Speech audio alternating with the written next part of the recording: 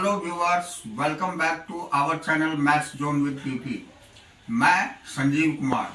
आज आपको मैं 12वीं क्लास की राजनीति विज्ञान की चैप्टर 1 जो दो ध्रुवीयता की अंत है उसकी डिटेल जानकारी देता हूं और इसमें सारे इम्पोर्टेंट टॉपिक्स और साथ ही साथ मैं इम्पोर्टेंट क्वेश्चंस जहां से जो बनते हैं वो सारे बताते जाऊंगा, जिससे कि आपको ये चैप्टर के सारे इम्पोर्टेंट टॉपिक्स और क्वेश्चन ज्ञात हो जाएगी।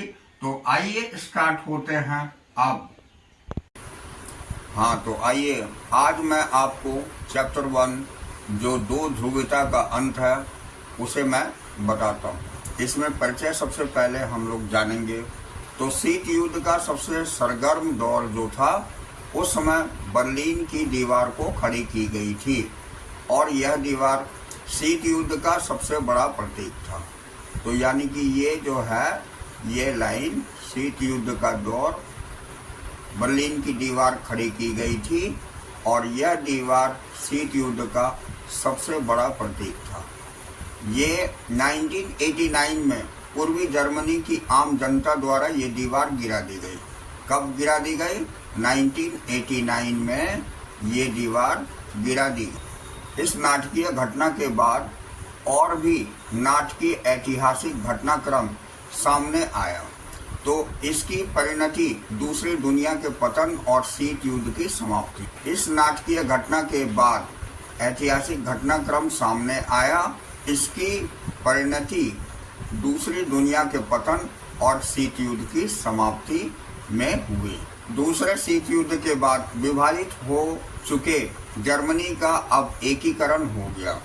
कहने का मतलब हुआ जर्मनी जो दूसरे विश्व युद्ध के बाद विभाजित हुआ था वो जर्मनी अब उसकी एकीकरण हो गया।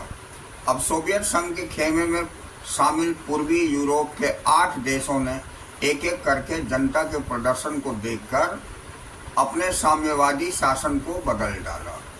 यानी सोवियत संघ के खेमे में जो भी शामिल हुआ था ये यूरोप के 8 देश, वो एक एक करके जनता के प्रदर्शन को देखकर अपने साम्यवादी शासन को बदल डाला। अब शीत युद्ध के अंत के समय सोवियत संघ को ये चुपचाप देखते रहना पड़ा, क्योंकि ये आम जनता की आंदोलन थी। इसलिए ये शीत युद्ध का अंत जो है ये सोवियत संघ को चुपचाप देखते रहना पड़ा। ऐसी किसी सैन्य मजबूरी से नहीं, ये शीत युद्ध के अंत के समय सोवियत संघ को चुपचाप देखते रहना पड़ा। ऐसी किसी सैन्य मजबूरी से नहीं, बल्कि आम जनता की सामूहिक कार्रवाई के दबाव के कारण हुआ। अंत में स्वयं सोवियत संघ का विघटन हो गया और लास्ट में हुआ था सोवियत संघ का विघटन। इस अध्याय में हम दूसरी दुनिया के विघटन के आशय, कारण और परिणामों के बारे में चर्चा करेंगे इसी चैप्टर के अंतर्गत। इस चैप्टर में दूसरी दुनिया के विघटन के आशय, उसके क्या कारण थे और उसका क्या परिणाम हुआ, इसके बारे में चर्चा करेंगे। अब हम यह भी चर्चा करेंगे कि सोवियत शासन के पतन के बाद, यानी इसी चैप्टर में सोवियत शासन के पतन के बाद दुनिया के इस हिस्से में क्या हुआ और अब इन देशों से भारत के रिश्ते कैसे हैं, ये सारी बात हम चर्चा करेंगे। तो इसके बाद हम देखते हैं सोवियत प्रणाली क्या थी। अब इसका मेन टॉपिक है कि सोवियत प्रणाली क्या थी। तो समाजवादी सोवियत गणराज्य यूएसएसआर रूस में हुई 1917 की समाजवादी क्रांति के बाद अस्तित्व में आया। ये समाजवादी सोवियत संघ, जिसको हम यूएसएसआर बोलते हैं, रूस में हुई 1917 की समाजवादी क्रांति के बाद अस्तित्व में आया। यह क्रांति पूंजीवादी व्यवस्था के विरोध में हुई थी। तो ये पूंजीवादी व्यवस्था के विरोध में हुई थी। तो ये क्रांति जो है, ये मेन पॉइंट्स है कि पूंजीवादी व्यवस्था इसके विरोध में हुई थी। तो अब समाजवाद आदर्शों और समतामूलक समाज की जरूरत से प्रेरित थी। यह मानव इतिहास में निजी संपत्ति की संस्था को समाप्त करने और समाज को समानता के सिद्धांत पर सचेत रूप से रचने के लिए सबसे बड़ी कोशिश थी। ऐसा करने में सोवियत प्रणाली के निर्माताओं ने राज्य और पार्टी की संस्था को प्राथमिक महत्व दिया। ठीक है, तो कहने का मतलब हो गया कि ये जो मानव इतिहास में निजी संपत्ति को संस्था से समाप्त करने यहाँ है, ये निजी संपत्ति की संस्था को समाप्त करने और समाज को समानता के सिद्धांत पर सचेत रूप से रचने की सबसे बड़ी कोशिश थी। तो ऐसा करने में सोवियत प्रणाली के निर्माताओं ने राज्य और पार्टी की संस्था को प्राथमिक महत्व दिया। अब सोवियत राजनीतिक प्रणाली की धुरी कम्युनिस्ट पार्टी थी। ये मेन कम्युनिस्ट पार्टी थी, ये सोवियत राजनीतिक प्रणाली की धुरी। तो इनमें किसी अन्य राजनीतिक दल या विपक्ष के लिए जगह नहीं था। अर्थव्यवस्था योजनाबद्ध और राज्य के नियंत्रण में थी। अब हम आगे देखते हैं। दूसरे विश्व युद्ध के बाद पूर्वी यूरोप के देश सोवियत संघ के अंकुश में आ गए। दूसरे विश्व युद्ध के बाद पूर्वी यूरोप के देश सोवियत संघ के अंकुश में आ गए और सोवियत सेना ने इन्हें फांसीवादी ताकतों के चंगुल से मुक्त कराया था। अब इन सभी देशों की राजनीतिक और सामाजिक व्यवस्था को सोवियत संघ की समाजवादी प्रणाली की तर्ज पर ढाला गया। इन्हें हम समाजवादी खेमे के देश या दूसरी दुनिया कहा जाता है। तो यहाँ पर आपको मैं बताता हूँ, यहाँ ये एक बहुत ही इम्पोर्टेंट क्वेश्चन बन सकती है जो कि यहाँ से यहाँ तक होती है। ये क्वेश्चन बनेगी दूसरी दुनिया।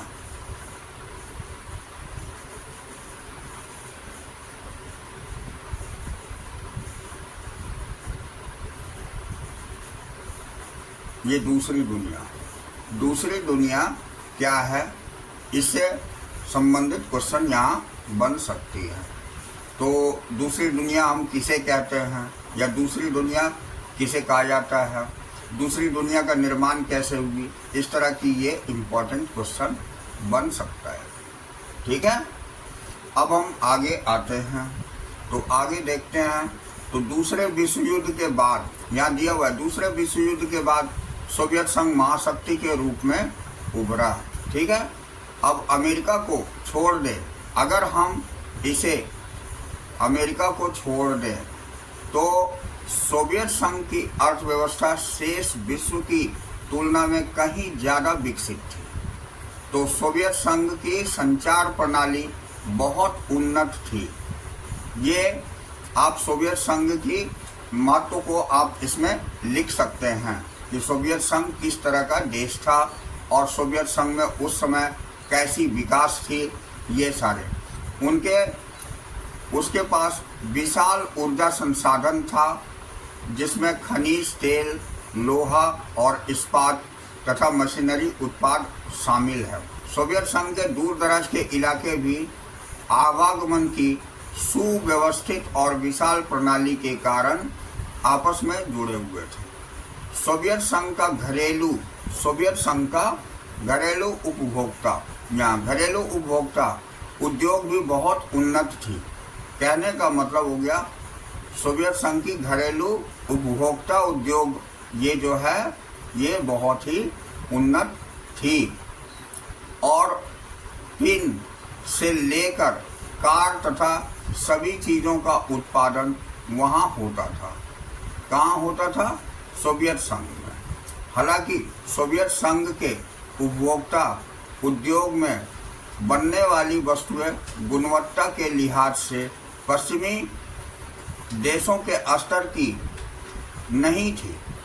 यानी यहाँ पर हम देख रहे हैं, हालांकि सोवियत संघ के उपभोक्ता उद्योग में बनने वाली वस्तुएं गुणवत्ता के लिहाज से पश्चिमी देश के स्तर की नहीं थी, लेकिन सोवियत संघ की सरकार ने अपने सभी नागरिकों के लिए एक न्यूनतम जीवन स्तर सुनिश्चित कर लिया था। तो ये बहुत अच्छी चीज़ें हैं। सरकार बुनियादी ज़रूरतों की चीज़ें मसलन स्वास्थ्य सुविधाएं, शिक्षा और बच्चों की देखभाल तथा लोक कल्याण की अन्य चीज़ें ये रियायती दर पर मुहैया कराती थी। अब मिल्कियत का प्रमुख रूप राज्य का स्वामित्व था तथा भूमि और अन्य उत्पादक संपदाओं पर स्वामित्व होने के अलावा नियंत्रण भी राज्य का ही था, यानी देश का था, सोवियत संघ का था। अब इसे आगे हम देखते हैं। तो बहरहाल सोवियत प्रणाली और नौकरशाही का शिकंजा कसता चला गया। ये सोवियत प्रणाली पर नौकरशाही का शिकंजा कसता चला गया। तो ये जो चीज़ हुआ, यही बहुत बड़ी दिक्कत हुई। यह प्रणाली सत्तावादी होती गई और नागरिकों का जीवन कठिन होता चला गया। अब लोकतंत्र और अभिव्यक्ति की आज़ादी नहीं होने के कारण लोग अपनी असहमति अक्सर चुटकुले या कार्टूनों के द्वारा व्यक्त करते थे। सोवियत संघ की अधिकांश संस्थाओं में सुधार की जरूरत थी, लेकिन संघ में एक दल यानी कम्युनिस्ट पार्टी का शासन था। यहाँ पर ये कम्युनिस्ट पार्टी का जो शासन था और इस दल की सभी संस्थाओं पर उसका गहरा अंकुश था। यह दल जनता के प्रति जवाबदेह नहीं था, तो जनता ने अपनी संस्कृति और बाकी मामलों की साज संभाल अपने आप करने के लिए ये 15 गणराज्य को आपस में मिलाकर सोवियत संघ बनाया था। यहीं पर आम जनता के विरोध से सोवियत संघ का ये 15 गणराज्य आपस में मिलकर के ये बनाया, जो कि हम यहाँ देखा। ये 15 गणराज्य आपस में मिलकर सोवियत संघ बनाया। तो लेकिन पार्टी ने जनता की इस इच्छा को पहचानने से इनकार कर दिया। हालांकि सोवियत संघ के नक्शे में रूस संघ में 15 गणराज्य में से एक था, लेकिन वास्तव में रूस का हर मामले में प्रभुत्व था। ये संघ के 15 गणराज्य में एक था, लेकिन वास्तव में रूस का हर मामले में प्रभुत्व था। अन्य क्षेत्र की जनता अक्सर उपेक्षित और दमित महसूस करती थी। यही मुख्य कारण था सोवियत संघ के विघटन का। तो ये जो हम आपको दिखा रहे हैं, ये मुख्य कारण था ये विघटन का। हथियार की होड़ में सोवियत संघ ने समय समय पर अमेरिका को बराबर की टक्कर दी, लेकिन उससे इसकी भारी कीमत चुकानी पड़ी। सोवियत संघ प्रौद्योगिकी और बुनियादी ढांचे जैसे परिवहन हो गया, ऊर्जा हो गया के मामले में पश्चिमी देशों की तुलना में पीछे रह गया। लेकिन सबसे बड़ी बात तो यह थी कि सोवियत संघ अनेक नागरिकों की राजनीतिक और आर्थिक आकांक्षाओं को पूरा नहीं कर सका। तो ये सोवियत संघ में 1979 में अफगानिस्तान में हस्तक्षेप किया इससे सोवियत संघ की व्यवस्था और भी कमजोर हुई। हालांकि सोवियत संघ में लोगों को पारिश्रमिक लगातार बढ़ा, लेकिन उत्पादकता और प्रौद्योगिकी के मामले में वह पश्चिमी देश से बहुत पीछे छूट गया। इससे हर तरह की उपभोक्ता वस्तु की कमी हो गई। यहाँ तक कि खाद्यान्न का आयात साल दर साल बढ़ता चला गया और 1970 के दशक के अंतिम वर्षों में यह व्यवस्था लड़खड़ा रही थी और अंततः ठहर सी। तो ये मुख्य राजनीतिक प्रभाव हुए थे सोवियत संघ में। अब हम देखते हैं गोर्बाचोव और सोवियत संघ का विघटन। हाँ, तो अब हम यहाँ देखेंगे कि गोर्बाचोव और सोवियत संघ का विघटन कैसे हुआ। तो सबसे पहले गोर्बाचेव के बारे में जानेंगे। तो देखिए, ये बहुत ही इम्पोर्टेंट पॉइंट है, गोर्बाचेव और सोवियत संघ का विघटन। तो मिखाइल गोर्बाचेव ने इस व्यवस्था को सुधारना चाहा। वे 1980 के दशक में के मध्य में सोवियत संघ की कम्युनिस्ट पार्टी के महासचिव बने। मिखाइल गोर्बाचेव, याद रखने की पॉइंट्स हैं, ये 1980 के दशक में ये सोवियत संघ का कम्युनिस्ट पार्टी के महासचिव बने। अब पश्चिम के देशों की सूचना और प्रौद्योगिकी के क्षेत्र में क्रांति हो रही और सोवियत संघ को इसकी बराबरी में लाने के लिए सुधार जरूरी हो गए थे। गोर्बाचेव ने पश्चिम के देशों के साथ संबंधों को सामान्य बनाने और सोवियत संघ को लोकतांत्रिक रूप देने और वहां सुधार करने का फैसला किया। और इस फैसले की कुछ ऐसे भी परिणतियां रही जिनका किसी को कोई अंदाजा नहीं था। ये पूर्वी यूरोप के देश सोवियत के खेमे के हिस्से थे। इन देशों की जनता ने अपनी सरकार और सोवियत नियंत्रण का विरोध करना शुरू कर दिया। गोर्बाचेव के शासक रहते सोवियत संघ ने ऐसी गड़बड़ियों में उस तरह का हस्तक्षेप नहीं किया जैसा अतीत में होता था। पूर्वी यूरोप की साम्यवादी सरकारें एक के बाद एक गिर गई। यही जो है, सरकार एक के बाद एक गिर गई, ये गोर्बाचेव के समय में हुआ था। इसलिए इसके उत्तरदायी गोर्बाचेव को माना जाता है। अब सोवियत संघ के बाहर हो रहे इन परिवर्तनों के साथ साथ अंदर भी संकट गहराता जा रहा था और इससे सोवियत संघ के विघटन की गति और तेज। और गोर्बाचेव ने देश के अंदर आर्थिक राजनीतिक सुधारों और लोकतंत्रीकरण की नीति चलाई। ठीक है, ये बात बहुत ही इम्पोर्टेंट है, इसलिए इसे मैं दिखाता हूँ। गोर्बाचेव ने देश के अंदर आर्थिक राजनीतिक सुधार और लोकतांत्रिकरण का नीति चलाई। ठीक है, और इन सुधार नीतियों का कम्युनिस्ट पार्टी के नेताओं द्वारा विरोध किया गया। 1991 में एक तख्त पलट भी हुआ। कम्युनिस्ट पार्टी से जुड़े गर्मपंथियों ने इसे बढ़ावा दिया था। तब तक जनता को स्वतंत्रता का स्वाद मिल चुका था और वे कम्युनिस्ट पार्टी के पुरानी रंगत वाली शासन में नहीं जाना चाहते थे। तो येल्त्सिन ने इस तख्ता पलट के विरोध में महत्वपूर्ण भूमिका निभाई और वे नायक की तरह उभरे।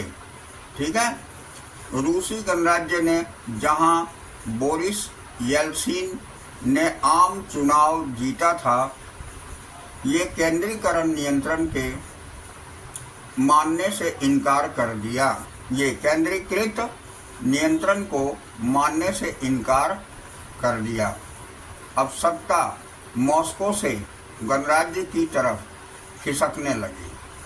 तो ऐसा खासकर सोवियत संघ के उन भागों में हुआ जो ज़्यादा यूरोपीकृत थे और अपने संप्रभु राज्य मानते थे। ये आश्चर्यजनक तौर पर मध्य एशियाई गणराज्य ने स्वतंत्रता की मांग नहीं की, वे सोवियत संघ के साथ ही रहना चाहते थे। अब 1991 के दिसंबर में येल्सिन ने नेतृत्व में सोवियत संघ के 3 बड़े गणराज्य जो रूस, यूक्रेन और बेलारूस ने सोवियत संघ के समाप्ति की घोषणा की। यही 3 बड़े गणराज्य थे। ठीक है, अब कम्युनिस्ट पार्टी के प्रतिबंधित हो गई और परवर्ती सोवियत गणराज्यों ने पूंजीवादी और लोकतंत्र को अपना आधार बनाया। अब साम्यवादी सोवियत गणराज्य के विघटन की घोषणा और स्वतंत्र राज्यों के राष्ट्रकुल कॉमनवेल्थ ऑफ इंडिपेंडेंट स्टेट्स का गठन हो गया।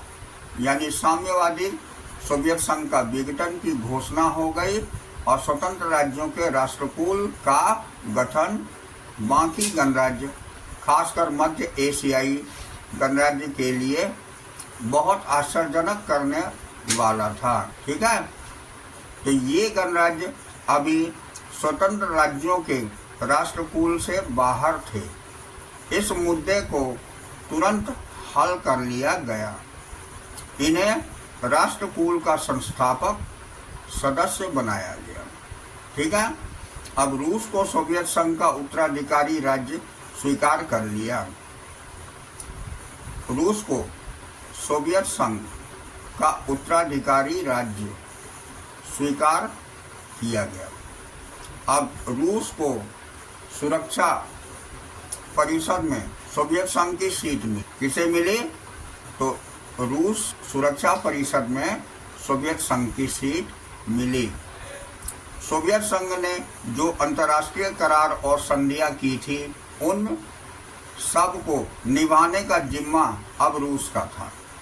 कहने का मतलब हो गया कि सोवियत संघ ने जो अंतर्राष्ट्रीय करार और संधियां की थी, उन सब को निभाने का जिम्मा भी अब रूस का था।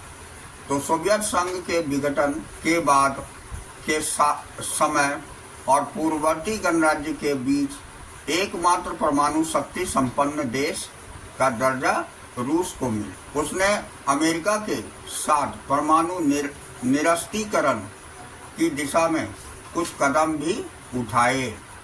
सोवियत संघ अब नहीं रहा, वह दफन हो चुका था। तो यही थी सोवियत संघ का विघटन के मुख्य कारण। तो क्वेश्चन पूछा जा सकता है कि सोवियत संघ के विघटन के मुख्य कारण क्या थे, तो ये आप इसमें वर्णन कर सकते हैं। ठीक है, तो आज हम यहीं तक पॉइंट को डील करते हैं। अगले दिन हम सोवियत संघ का विघटन क्यों हुआ, इस पॉइंट से लेकर चलेंगे। तो that's all for today. We will meet again on the next class.